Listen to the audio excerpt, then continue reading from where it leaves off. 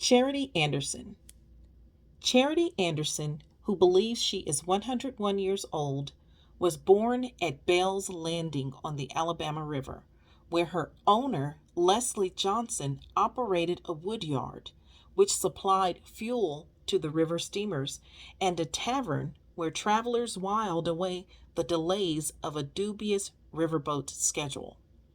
Rheumatic and weak, she no longer ventures from her house in Tolmanville on the outskirts of Mobile, but sits with her turbaned head and bespectacled eyes, rocking the long hours away in a creaky old chair and knitting or sewing, or just gazing into a past painting by the crackling flames in the fireplace.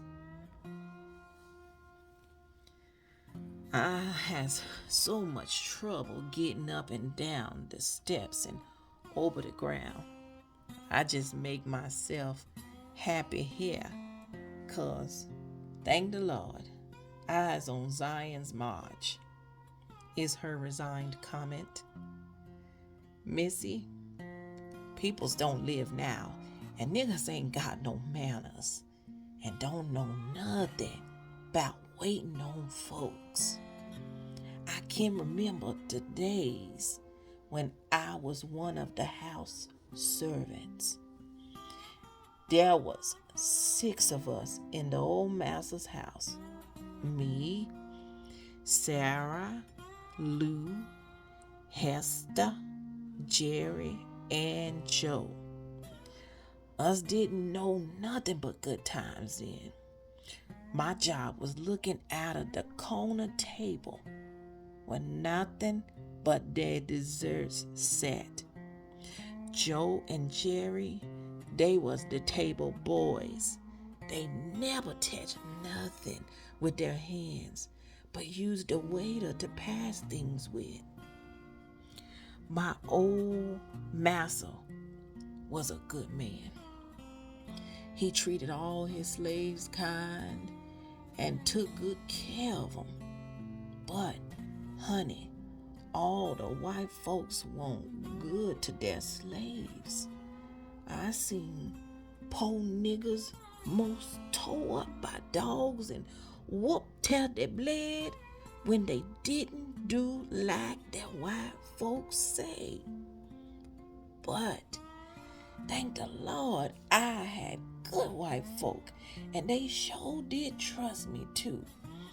I had charge of all the keys to the house, and I waited on the missus and the children.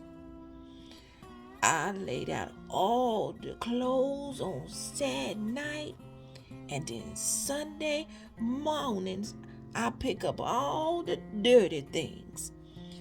They didn't have a thing to do. Us house servants had a hard job keeping the pickaninnies out of them dining room while old massa at, 'cause when they would slip in and stand by his chair, when he finished eating, he would fix a plate for 'em and let 'em sit on the hearth. No, ma'am, missy, I ain't never worked in the fields. Old massa, he never planted no cotton, and I ain't seen none planted till after I was free.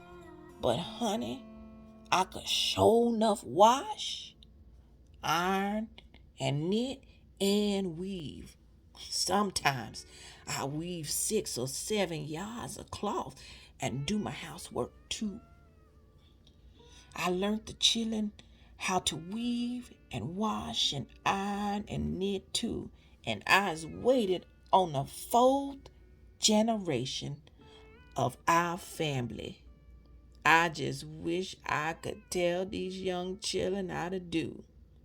If they would only suffer me talk to them, I tell them to be most respectful to their mammies and to their white folks and say yes ma'am and no ma'am instead of yes and no like they know do now. All this generation thinks of is amusement.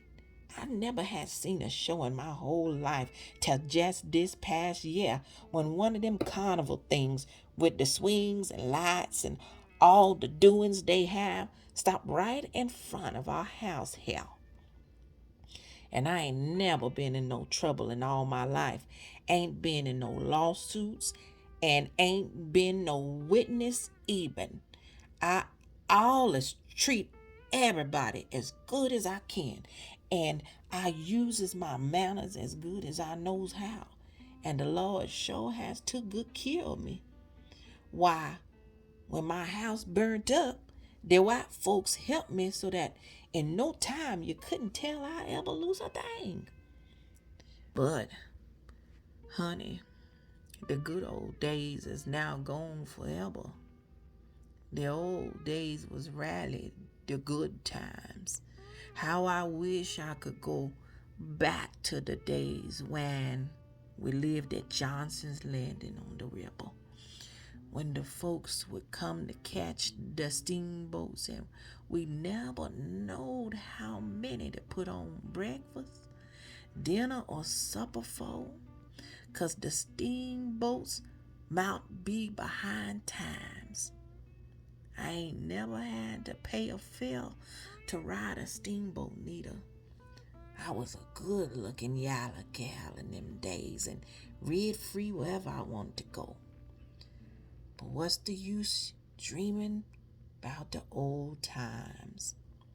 Days gone, and the world is getting wickeder and wickeder. Sin grows bolder and bolder, and religion colder and colder.